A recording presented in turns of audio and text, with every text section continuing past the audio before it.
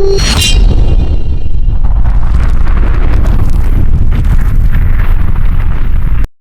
Hunters, क्या हाल चाल है आप सभी के। आई होप आप सब लोग सही होंगे, पढ़ाई में व्यस्त होंगे और मस्त होंगे।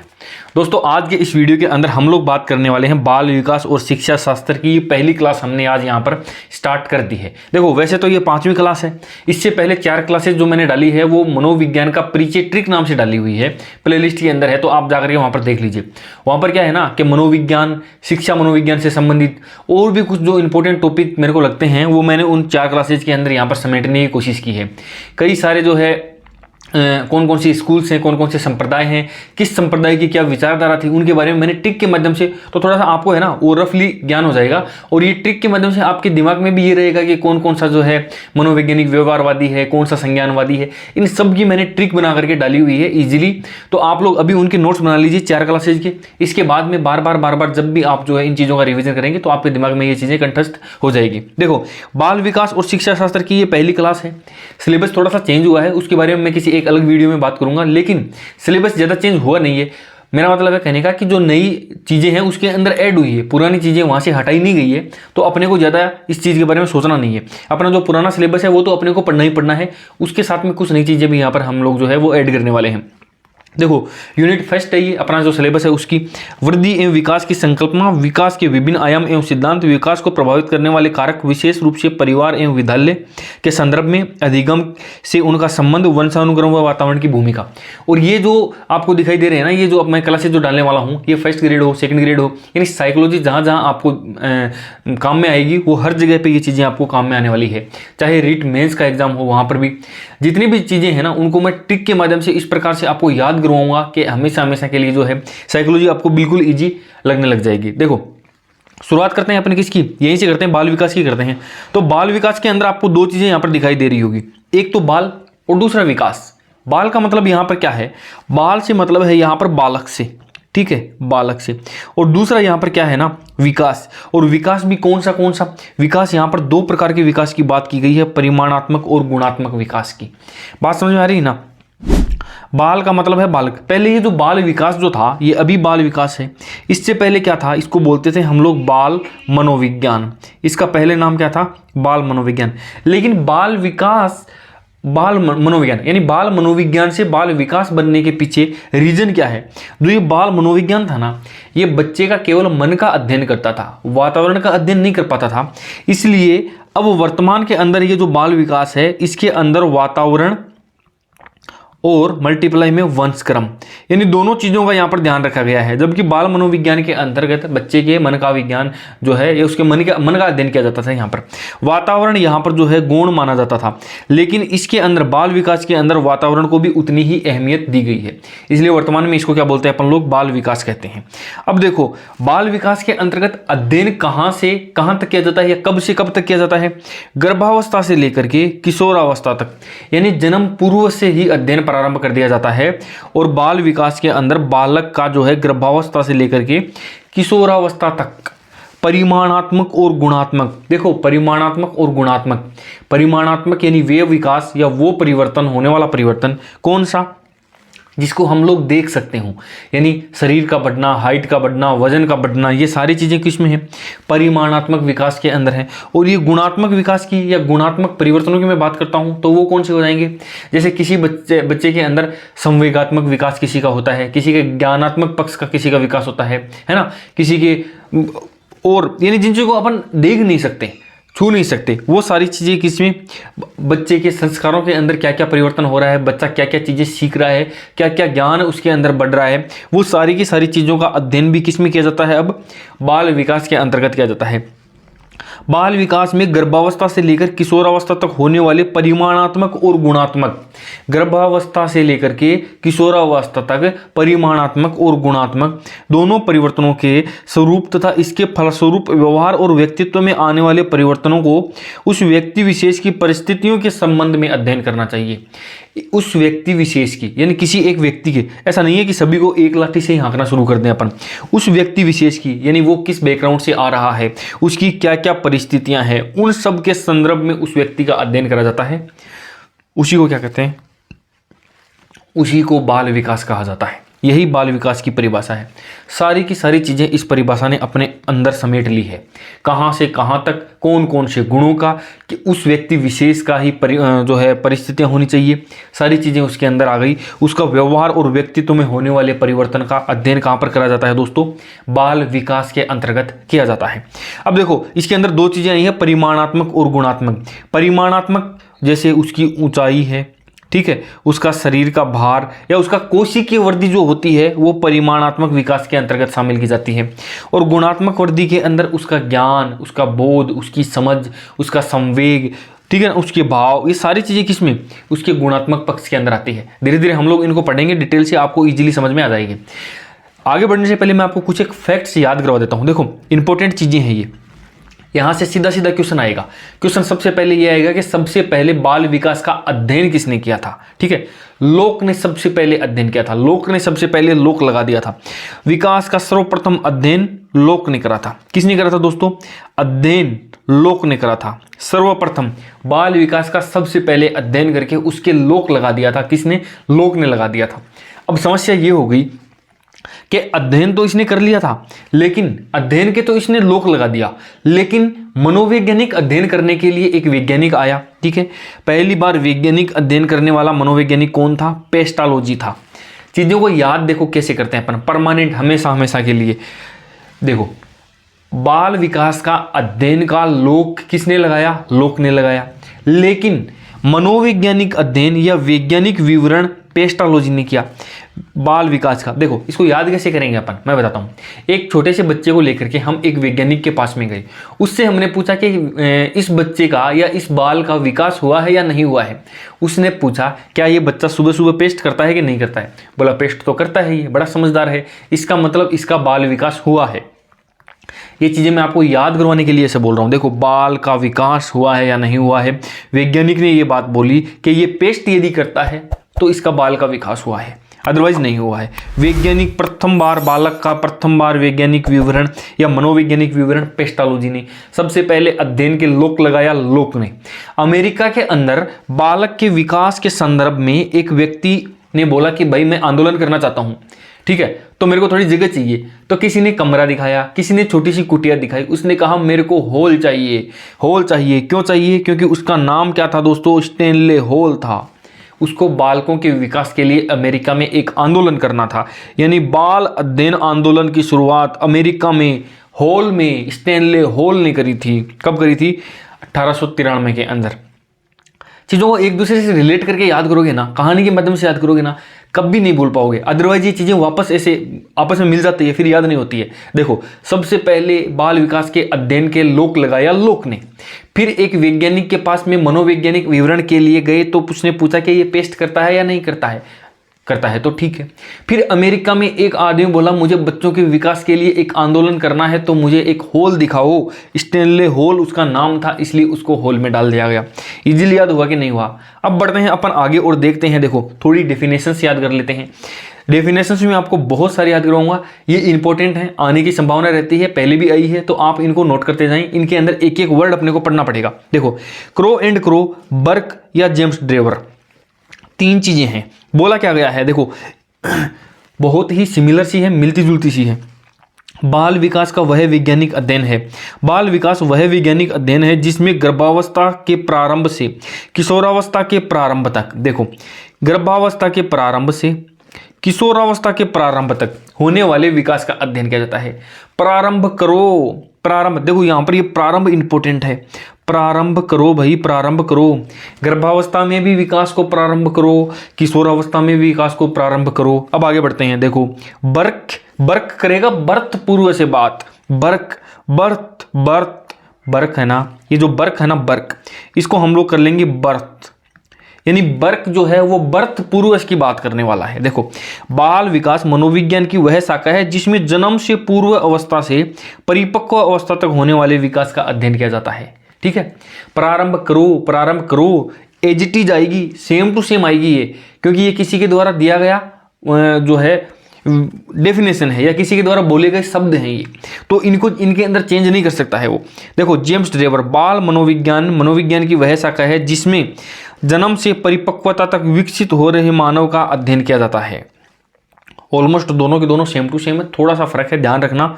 इसमें क्या बोला गया है, इसमें परिपक्व अवस्था तक विकसित हो रहे मानव का अध्ययन किया जाता है। और इसके अंदर क्या बोला है, जन्म पूर्व है, इसके अंदर जन्म पूर्व है, इसके अंदर जन्म से परिपक्वता तक, ठीक है ना, थोड़ा सा ध्यान रख लेना आप लोग। अब बढ़ते हैं अपन आगे और देखो इंपॉर्टेंट बात यह है कि अभी मैं बोल रहा था कि एक तो अभिवृद्धि है, दूसरा विकास है। अभिवृद्धि और विकास के अंदर फर्क क्या होता है, एक क्वेश्चन यहां से डेफिनेटली अपने को देखने को मिलने वाला है। दो चीजें मैं आपको बता देता हूं। देखो एक छोटा सा पौधा है, ये यहां पर एक नन्ना सा पौधा है, ये इतना सा पौधा आप लोग मान लीजिए, ठीक है ना, ये एक छोटा सा पौधा है। 6 महीने पहले ये इसी साइज का था, आज ये पौधा जो है ना वो इतनी साइज का हो गया, इतना बड़ा हो गया है। आप लोगों को ये जो अंतर दिखाई दे रहा है ना, बस यही अभिवृद्धि है। और जो जो चीजें इसके अंदर आपको दिखाई नहीं दे रही है ना, वो चीजें सारी की सारी विकास के अंतर्गत आती है। समझ आना मेरी बात को। ये पौधा मैंने लगाया था किसी आयुर्वेदिक दवाई का, ये छोटा सा था, ये बड़ा हो गया। अब इसके अंदर जो इसके रोगाणुनाशक जो तत्व थे ना, उनके अंदर कितनी वृद्धि हुई है, वो कितने स्ट्रोंग हुए हैं, क्या वो बीमारी को खत्म कर देंगे जड़ से, वो कितना फर्क इसके अंदर आया है वो पता नहीं है। तो वो उसका विकास है। जो इसकी हाइट बढ़ी है ना, वो क्या है, वो अभिवृद्धि है। अब इसको अपन अप्लाई करते हैं एक बच्चे के ऊपर, छोटे से बच्चे के ऊपर। देखो अभिवृद्धि एक निश्चित आयु तक चलने वाली प्रक्रिया है। वृद्धि होती है, किसी भी पेड़ की एक निश्चित हाइट बढ़ सकती है ना, ऐसा तो है नहीं कि वो आसमान तक चला जाएगा, एक निश्चित हाइट है। अभिवृद्धि एक निश्चित आयु तक चलने वाली, ठीक ऐसे ही एक बच्चे की भी हाइट एक निश्चित समय तक ही बढ़ती है, उसके बाद में उसकी हाइट रुक जाती है या शरीर का विकास होना रुक जाता है, बस वही अभिवृद्धि है। लेकिन उसका विकास जो है ना, विकास जीवन पर्यंत चलने वाली प्रक्रिया है, विकास उसका हमेशा होता रहेगा। एक व्यक्ति जो सीख रहा है आज, मान लो आज से 20-30 साल बाद में मेरा मन कर गया कि मुझे एक कारपेंटर बनना है, एक खाती का काम है, तो मैं जाकर के सीखूंगा तो उससे मेरा ज्ञान बढ़ेगा, उससे मेरा विकास होगा। मेरा विकास तो हो रहा है, जब मर्जी मैं सीखना चाहूं तभी मेरा विकास हो जाएगा। लेकिन क्या मेरी अभिवृद्धि हो सकती है क्या? एक निश्चित उम्र के बाद में कभी भी मेरी अभिवृद्धि नहीं होगी। फिर क्या होगा दोस्तों, फिर मेरा विकास हो सकता है जितना भी चाहूं मैं। अभिवृद्धि एक संकुचित अवधारणा है, लेकिन विकास जो है ना वो एक व्यापक है। अभिवृद्धि केवल और केवल एक पक्ष का है, यानी एक शारीरिक वृद्धि का ही बात करती है ये, जबकि विकास जो है ना व्यापक अवधारणा है, यानी ये हर पक्ष का, उसके बौद्धिक विकास कितना है, उसका शारीरिक विकास कितना है, उसका ज्ञान कितना है, उसको नॉलेज कितना बढ़ रहा है, ये हर एक चीज का, उसके संवेग कितने हैं, उसके भाव कितने हैं, ये सारी की सारी चीजें विकास के अंतर्गत। यहां तक कि ये अभिवृद्धि है ना, ये भी विकास के अंदर ही शामिल है। एक व्यक्ति की हाइट यदि बढ़ रही है ना, तो उसका विकास अपने आप ही बढ़ जाएगा। देखो मैं एक छोटा सा एक बना देता हूं यहां पर एक मैप। ये जो दिखाई दे रहा है ना आपको, ये क्या है दोस्तों, ये है विकास। और ये इसके अंदर जो है ना, ये क्या है दोस्तों, ये है अभिवृद्धि। यानी जब अभिवृद्धि होगी ना, जब ये अभिवृद्धि होगी ना, तो ये विकास तो निश्चित रूप से ही होगा, ठीक है ना। लेकिन जब विकास होगा तो जरूरी नहीं है कि उसकी अभिवृद्धि हो सकता है कि वो पढ़ाई के अंदर अपना विकास कर रहा हो, यानी वो पढ़ाई का अपना अलग से टारगेट को बढ़ा रहा हो। तो क्या अभिवृद्धि हो रही है? क्या अभिवृद्धि तो नहीं हो रही है, लेकिन उसका विकास तो हो रहा है। लेकिन जब एक व्यक्ति का शरीर बढ़ रहा है, यानी उसकी अभिवृद्धि हो रही है, तो उसका विकास तो फिर अपने आप ही होता ही रहेगा। ये चीजें हैं, ये छोटा सा डेफिनेशन है, तो आप लोग इसको ध्यान में रखें। अभिवृद्धि शारीरिक होती है, विकास आंतरिक और बहुपक्षीय होता है। ये हर पक्ष की तरफ अपन लोग इसका अध्ययन करते हैं। अभिवृद्धि मात्रात्मक होती है, हमें पता है कि उसकी हाइट कितनी बड़ी है, उसका वेट कितना बड़ा है। लेकिन विकास मात्रात्मक और गुणात्मक दोनों होता है। विकास मात्रात्मक क्योंकि अभिवृद्धि मात्रात्मक है, तो विकास भी मात्रात्मक अपने आप ही हो जाएगा। लेकिन ये तो गुणात्मक, इसके अंदर एक एक्स्ट्रा चीज भी शामिल है, वो क्या है, गुणात्मक, यानी उसके गुणों में कितनी वृद्धि हो रही है। अभिवृद्धि को मापा तोला जा सकता है, विकास को केवल व्यवहार के आधार पर महसूस किया जा सकता है कि इसका विकास हो रहा है कि नहीं हो रहा है, ये डेवलपमेंट। एक व्यक्ति आज से मतलब मान लो 3-4 साल पहले बात कर रहा था राजस्थानी भाषा में या लोकल लैंग्वेज में गाली गलौज करता था, फिर दोबारा जब मैं मिला तो वो हिंदी में बात कर रहा था, शालीन तरीके से बात कर रहा था। आज जब मैं उससे मिलता हूँ तो वो इंग्लिश में बोलता है, शानदार तरीके से बोलता है। तो मैं क्या बोलूँगा, उसका विकास तो हो रहा है भाई, मैंने उसके व्यवहार को देख लिया था और मैं बोल सकता हूँ कि उसका विकास हो रहा है। लेकिन उसकी अभिवृद्धि तो रुक चुकी है, ठीक है। एक छोटा बच्चा है, मान लो 12-13 साल का बच्चा है, वो पहले 3 फुट का था, अब मैं 2-3 साल बाद में उससे मिला तो वो आज पूरा 6 फुट का हो चुका है। तो मैं उसको देख के बोल दूंगा क्या इसका अभिवृद्धि तो हो रही है भाई, साथ में इसका विकास भी हो रहा है, क्योंकि अभिवृद्धि विकास में अपने आप ही शामिल है। अभिवृद्धि स्पष्ट दिखाई देती है, लेकिन विकास जो है ना, ये यहाँ पर काट करके इसको क्या कर लेंगे, विकास विकास स्पष्ट दिखाई नहीं देता है। एक पॉइंट मैंने छोड़ दिया है कि देखो, अभिवृद्धि में परिवर्तन विवर्धी सूचक होते हैं। अभिवृद्धि के अंदर जितने भी परिवर्तन होते हैं ना, वो वृद्धि वाले होते हैं, लेकिन विकास के अंदर वृद्धि भी होती है और ह्रास भी होता है। यानी हम हमारी सूचनाओं को बढ़ा भी सकते हैं और घटा भी सकते हैं, चेंज भी कर सकते हैं। ठीक है, ये इससे तो केवल और केवल ये तो बढ़ सकती है, ये घट भी सकती है। कैसे, जरा सुनना। कल तक मुझे लगता था कि दुनिया का सबसे छोटा अणु जो है ना, वो परमाणु है, उससे छोटा कुछ भी नहीं है। लेकिन आज मुझे पता चल गया कि परमाणु के अंदर भी इलेक्ट्रॉन, प्रोटॉन और न्यूट्रॉन है, वो और भी छोटे हैं। तो मैंने उस अपनी पुरानी चीज का क्या कर दिया, मैंने उस पुराने ज्ञान का ह्रास कर दिया, उसको घटा दिया।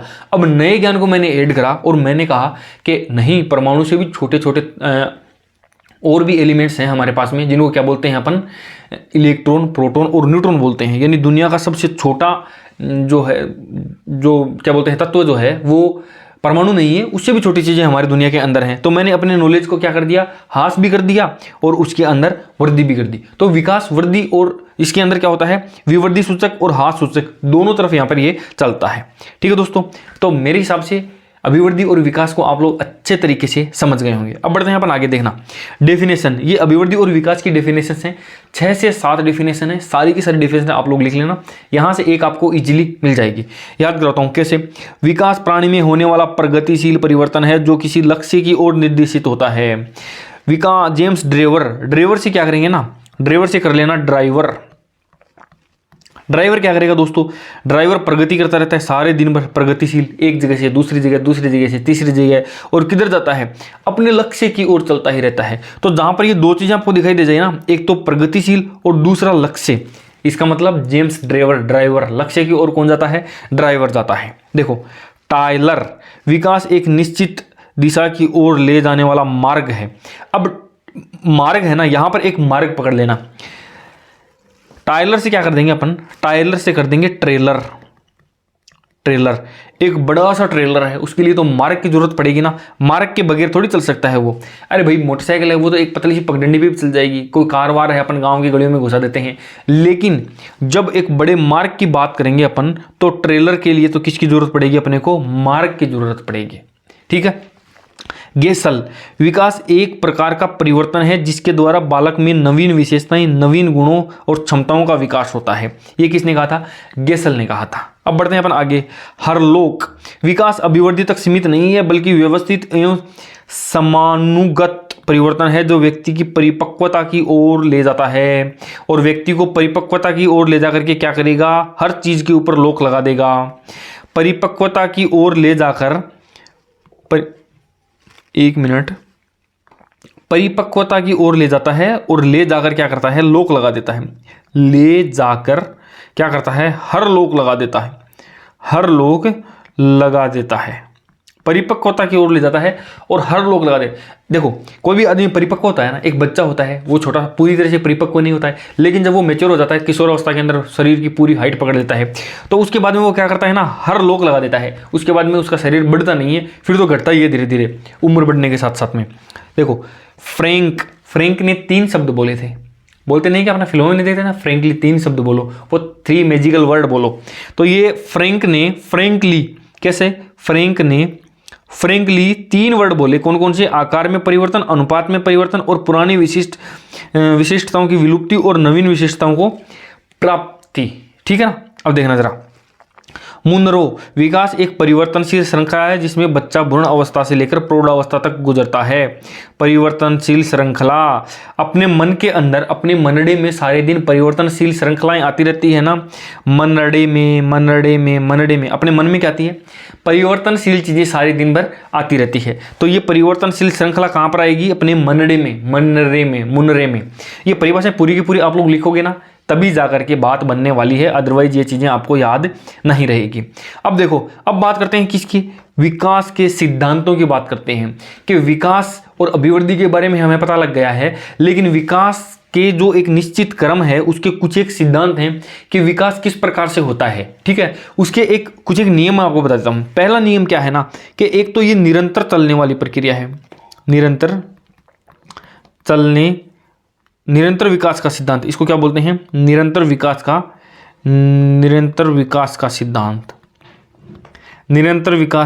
सिद्धांत। देखो जब भ्रूणावस्था से लेकर के और वृद्धावस्था तक विकास निरंतर चलता है। कोई बूढ़ा से बूढ़ा आदमी भी है ना, वो भी कुछ ना कुछ तो सीखता ही रहता है, बच्चे से, अपने पोते से, किसी पड़ोसी से। कई बार हमने जो धर्म ग्रंथ पढ़े हैं उनमें तो कहा था कि हमारे जो है भगवान बुद्ध ने तो क्या कुत्ते से भी ज्ञान ले लिया था, या हमारे महर्षियों ने। कहीं से भी व्यक्ति सीखता रहता है, यानी ये एक निरंतर चलने वाली, और जब तक व्यक्ति सीखता रहेगा उसका विकास होता रहेगा। तो ये एक निरंतर चलने वाला जो है, एक इसका निरंतर विकास का सिद्धांत यही कहता है। ठीक है, अब नंबर 2 के ऊपर चलते हैं, जिसको क्या बोलते हैं, विकास की दिशा का सिद्धांत। दिशा का सिद्धांत, या फिर इसको क्या बोलते हैं, मस्तोन्मुखी सिद्धांत, मस्तकाधोमुखी सिद्धांत, मस्तकाधोमुखी, या फिर शीर्षपदीय सिद्धांत। शीर्षपदीय सिद्धांत भी इसी को कहा जाता है। देखो, ये सिद्धांत क्या बोलता है कि किसी भी व्यक्ति का जो विकास होता है ना, वो सिर से लेकर के पैरों की ओर होता है। किधर देखो, शीर्षपदीय, ये शीर्ष से, मस्तकाधोमुखी सिद्धांत या दिशा का सिद्धांत। एक छोटा बच्चा होता है ना, तो उसका विकास सर से लेकर के पैरों की ओर होता है। ये कैसे हम लोग देखेंगे। देखो, एक छोटा बच्चा होता है तो वो पालने में पड़ा पड़ा अपनी गर्दन को इधर उधर हिलाता रहता है, तो उसके पहले सबसे पहले सर का विकास हो रहा है। थोड़े दिनों बाद में अपन देखते हैं, 2-4 महीने बाद में, तो वो अपने पूरे के पूरे धड़ को पलट देता है, यानी बेड के ऊपर पड़ा पड़ा पलट देता है, तो उसके धड़ का विकास हो रहा है। फिर उसके घुटनों का विकास होता है, फिर उसके पैरों का विकास होता है, फिर उसके पंजों का विकास होता है, और वो धीरे धीरे जो चलना सीख लेता है। तो ये सारी चीजें किसके अंदर हैं, दिशा के सिद्धांत में, यानी सर से लेकर के पैर की तरफ ये विकास होता है। और इसी को क्या बोलते हैं, इसी को इंग्लिश में बोलते हैं सिफेलोकोडल, सिफेलोकोडल सीक्वेंस, सिफेलोकोडल सीक्वेंस इसी को बोला जाता है, सर से लेकर पैर की ओर। समझ गए आप। अब नंबर 3 के ऊपर मैं चलता हूं, और नंबर 3 के ऊपर क्या आएगा, निकट से दूरी का सिद्धांत। निकट से दूरी का सिद्धांत, दूरी का सिद्धांत, जिसको क्या बोलते हैं, प्रोक्सिमो डिस्टल सीक्वेंस। इसके अंदर क्या होता है, निकट से दूरी का सिद्धांत, यानी बच्चे का जब भ्रूण बनता है ना, तो सबसे पहले क्या चीज बनती है, उसका हृदय बनता है, हार्ट बनता है, और हार्ट के बाद में उसका पूरा का पूरा मस्तिष्क बनता है। फिर धीरे धीरे उसके पूरे के पूरे शरीर का विकास होता है। एक तो ये है। दूसरी तरफ यदि अपन देखेंगे ना, तो बच्चा जब छोटा होता है तो वो क्या करता है, वो अपने सबसे पहले उसके हाथों की मूवमेंट को, सबसे पहले वो अपने हाथों की मूवमेंट करना सीखता है। उसके बाद में धीरे धीरे इस कोहनी से इस हाथों के ऊपर पकड़ बनाता है। ठीक है, कंधे से पहले हाथों के ऊपर हाथों की मूवमेंट को सही करता है। फिर जब उसके हाथ पैर सही उसके जो कंट्रोल में हो जाते हैं, तो उसके बाद में कोहनी से, कलाई से वो अपने हाथों की उंगलियों की जो कंट्रोल करता है। तो ये विकास जो होता है वो जो है मध्य से लेकर के और शीर्ष की ओर। ठीक है ना, यही है निकट से दूरी का सिद्धांत, या फिर इसको क्या बोलते हैं, केंद्र से परिधि का सिद्धांत, केंद्र से परिधि की ओर का सिद्धांत, इसी को कहा जाता है। ठीक है दोस्तों, अब बढ़ते हैं अपन आगे और चलते हैं नंबर 4 की तरफ। समान प्रतिमान का सिद्धांत, समान प्रतिमान का सिद्धांत। देखो, समान प्रतिमान का सिद्धांत क्या बोलता है कि विकास, एक प्रजाति के जितने भी लोग हैं उनका विकास एक जैसा होगा। जैसे गाय है तो उनका विकास एक तरफ एक जैसा होगा, गाय है, भैंस है, बकरी है ना, एक इंसान है, इंसान का विकास अलग तरीके से होगा। तो ये सारी की सारी चीजें, लेकिन उनका विकास जो होगा वो अपनी प्रजाति के जैसा का जैसा होगा। तो समान प्रतिमान का सिद्धांत जो है वो क्या कहता है, समान प्रजाति का विकास, समान प्रजाति का सिद्धांत। ठीक है, और नंबर 5 के ऊपर एकीकरण का सिद्धांत। एकीकरण का सिद्धांत क्या कहता है, एकीकरण का सिद्धांत, एकीकरण का सिद्धांत ये कहता है कि व्यक्ति सबसे पहले अपने धड़ के ऊपर कंट्रोल करना सीखता है, फिर वो अपने जो है हाथों और पैरों की मूवमेंट के ऊपर कंट्रोल करना सीखता है, धीरे धीरे उनका एकीकरण करता है। फिर यहाँ पर कलाई से वो कोहनियों की जो है अंगुलियों की तरफ जो है कंट्रोल करता है उनके ऊपर। तो ये सारे के सारे सिद्धांत क्या बोलते हैं, इनको बोलते हैं एकीकरण का सिद्धांत। उन सब का भाई, कल तक वो सारी की सारी उंगलियां उनकी अलग अलग मूवमेंट कर रही थी, लेकिन आज जो है वो पूरा का पूरा पंजा उसका एकीकरण हो चुका है, यानी उसका विकास का क्या हो गया है दोस्तों, एकीकरण हो चुका है। इसके बाद में अपन बात करते हैं क्या, नंबर 6 के ऊपर विकास की गति की में भिन्नता, विकास की गति में भिन्नता, भिन्नता। देखो, जब बच्चा शिशु होता है तब उसका विकास तेजी से होता है, बाल्यावस्था में उसका विकास धीरे हो जाता है और किशोरावस्था में जाते जाते उसका विकास फिर से स्पीड पकड़ लेता है। तो विकास की ये जितनी भी अवस्थाएं हैं ना, इनकी गति के अंदर भी भिन्नता होती है, एक जैसे विकास जो है वो नहीं करता है। अब बढ़ते हैं अपन आगे और देखते हैं परस्पर संबंध का विकास। परस्पर संबंध का विकास, ठीक है। इस विकास के जितने भी आयाम हैं ये सारे के सारे एक दूसरे से जो है एक दूसरे से संबंधित होते हैं। ऐसा नहीं है कि कोई एक विकास का किसी जो है एक हिस्सा किसी दूसरे हिस्से से संबंधित नहीं है, ये सारे के सारे एक दूसरे से संबंधित होते हैं। नंबर 6 के ऊपर चलें तो सामान्य से विशिष्टता की ओर, ये सारे के सारे एक दूसरे को प्रभावित करते हैं विकास के। यानी किसी व्यक्ति का, देखो ये क्या बोल रहा है ना, परस्पर संबंध का विकास। यदि एक व्यक्ति का शारीरिक विकास अच्छे से नहीं हो रहा है तो उसका मानसिक विकास भी अच्छा नहीं होगा। यानी एक बच्चा किसी प्रॉब्लम की वजह से या किसी रोग की वजह से मानसिक रूप से सही नहीं है तो उसका शारीरिक विकास तो सही नहीं हो रहा है, तो क्या उसका मानसिक विकास सही से होगा? नहीं होगा। यदि मानसिक विकास सही से नहीं हो रहा है तो उसका शारीरिक विकास, यानी ये एक दूसरे से रिलेटेड नहीं है। सामान्य से विशिष्टता की ओर, एक बच्चा है उसके हाथ हैं, वो पहले क्या करता है, खाना खाता है तो ऐसे उठा लेता है पूरा का पूरा और खा जाता है, ये एक सामान्य सी प्रक्रिया है। लेकिन जब वो धीरे धीरे बड़ा हो जाता है तो वो हाथ से चम्मच को पकड़ता है और चम्मच से साफ सुथरे तरीके से खाना खाता है, तो ये एक विशिष्ट क्रिया है। तो अपना जो विकास है ना वो क्या करता है, वो सामान्य से विशिष्टता की ओर बढ़ता जाता है। तो ये इतने सारे नियम थे, ठीक है। अब नंबर 9 के ऊपर क्या बताऊं, आश्रितता का सिद्धांत। आश्रितता का सिद्धांत यानी बच्चा जब छोटा होता है तो वो अपने दूसरे लोगों के ऊपर मदद लेकर के या अपने घर वालों परिजनों की मदद लेकर के अपना विकास करता है। तो विकास क्या बोलता है, आश्रितता का सिद्धांत भी है। आप लोग समझ गए होंगे, आई होप। अब देखो अपन चलते हैं एमसीक्यूज की तरफ। आप लोगों को इजीली आप लोग ये एमसीक्यूज लगा लोगे। विकास का अर्थ क्या है, परिवर्तनों की उत्तरोत्तर श्रृंखला, अभिप्रेरणा के फलस्वरूप होने वाले परिवर्तनों की उत्तरोत्तर श्रृंखला। अभिप्रेरणा का मतलब होता है मोटिवेशन, ठीक है। तो मोटिवेशन के फलस्वरूप परिवर्तन नहीं होते हैं, विकास उसको नहीं कहते हैं। अभिप्रेरणा और अनुभव तो ठीक है लेकिन अभिप्रेरणा की वजह से नहीं होते हैं, ठीक है। इसके अंदर डायरेक्ट क्या हो जाएगा, परिपक्वता एवं अनुभव के फलस्वरूप होने वाले परिवर्तनों की श्रृंखला को क्या कहते हैं दोस्तों, विकास कहते हैं। बढ़ते हैं आगे की तरफ। ये कब आया हुआ है दोस्तों, ये रीट 2011 के अंदर आया हुआ क्वेश्चन है। इसके बाद में निम्न में से कौन सा कथन विकास के बारे में सत्य नहीं है। विकास एक अंतःक्रिया का फल है, विकास एक व्यवस्थित श्रृंखला का अनुगामी है, विकास व्यक्तिगत प्रक्रिया है, विशिष्टता से सामान्य की ओर। ये नहीं है भाई, ये गलत है और यही अपना राइट आंसर है। यहां पर क्या हो जाएगा, सामान्य से विशिष्ट की ओर होता है विकास, सामान्य से विशिष्ट की ओर होता है। तो ये क्वेश्चन कब आया था, ये 2011 आर्ट के अंदर आया हुआ है। मानव विकास किन दोनों के योगदान का परिणाम है, अभिभावक अध्यापक गलत, सामाजिक सांस्कृतिक गलत, वंशानुक्रम एवं वातावरण option number 3 is the right answer art 2011 के अंदर। शुरू में एक बच्चा अपनी पूरी हथेली का उपयोग करके वस्तु को पकड़ता है, धीरे धीरे वृद्धि और विकास के रूप में बच्चा उंगलियों और अंगूठों का उपयोग वस्तु को उठाने के लिए करता है। इस प्रकार की प्रकृति है स्फेलोकोडल या प्रेक्सिमोडिस्टस या व्यापक से विशिष्ट कर। देखो, एक तो मैंने बोला था केंद्र से बाहर की ओर, दूसरा सर से पैरों की ओर। अब देखो ये नाम आएगा, ये इंग्लिश वाले नाम आए हुए हैं तो अब समझ में नहीं आएगा कि कौन सा क्या है, कौन सी किसकी बात कर रहा है। ये सिफेलोकोडल है ना, सिफेलोकोडल जो सै से कर देना सर, ये सर से पैर की ओर बात कर रहा है ये, ठीक है। और प्रोक्सिमो डिस्टल, इसका मतलब क्या कर रहा है, ये केंद्र से परिधि की बात कर रहा है, ठीक है। तो दोनों के दोनों ही है। यहां पर ऑप्शन नंबर 2 भी सही हो जाएगा और ऑप्शन नंबर 3 भी यहां पर सही माना जाएगा। ये व्यापक से विशिष्ट कार्रवाई है, ठीक है। अब बढ़ते हैं आगे की ओर। विकास शुरू कब होता है, शैशवावस्था से, पूर्व बाल्यावस्था से, उत्तर या प्रसव पूर्व से। अभी मैंने बताया था, इसकी परिभाषा में लिखा हुआ है कि यह प्रसव से पहले ही विकास स्टार्ट हो जाता है। मानव विकास है मात्रात्मक व गुणात्मक दोनों, ये सीटेट 2012 के अंदर आया हुआ क्वेश्चन है। बाल अध्ययन के पिता हैं जॉन लोक ने तो सबसे पहले क्या किया था, अध्ययन का लोक लगाया था। स्टेनले होल, बाल अध्ययन के पिता कौन है, स्टेनले होल, इन्हीं को कहा जाता है बाल विकास का जनक, ठीक है। अमेरिका के अंदर इन्होंने एक बड़े से होल के अंदर क्या किया था, आंदोलन किया था।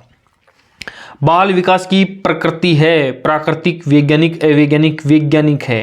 बाल विकास की प्रकृति क्या है, वैज्ञानिक है। और ये मैं इंपॉर्टेंट यहां पर लगा देता हूं, वैज्ञानिक प्रकृति के अंदर या वैज्ञानिक परिस्थितियों के अंदर ही बालक के विकास का अध्ययन किया जाता है। यानी जो परिस्थितियां हैं वो कैसी हैं, वैज्ञानिक परिस्थितियों के अंतर्गत ही बालक के विकास का अध्ययन यहाँ पर करा जाता है। तो वीडियो कैसा लगा, आई होप मैं छोटे छोटे वीडियो बनाने की कोशिश करता हूँ, सोचता हूँ कि जल्दी से जल्दी चीज़ें यहाँ पर जो है आपको याद हो जाए, लेकिन धीरे धीरे धीरे फिर भी देखो आधे घंटे का वीडियो हो ही गया, इतना लगभग हो जाता है। कोशिश करूंगा कि अगली वीडियो जल्दी से जल्दी, लेकिन मैटर भी पूरा देना होता है, एमसीक्यूज भी पूरे करवाने होते हैं, समझाना भी होता है, सारा कुछ काम करना होता है, जो कि मैं पूरी कोशिश करता हूं। दोस्तों वीडियो आपको कैसा लगा, वीडियो कमेंट करके जरूर बता देना। पहली बार चैनल के ऊपर विजिट कर रहे हैं तो चैनल को सब्सक्राइब करके नोटिफिकेशन बेल को ऑन कर लेना।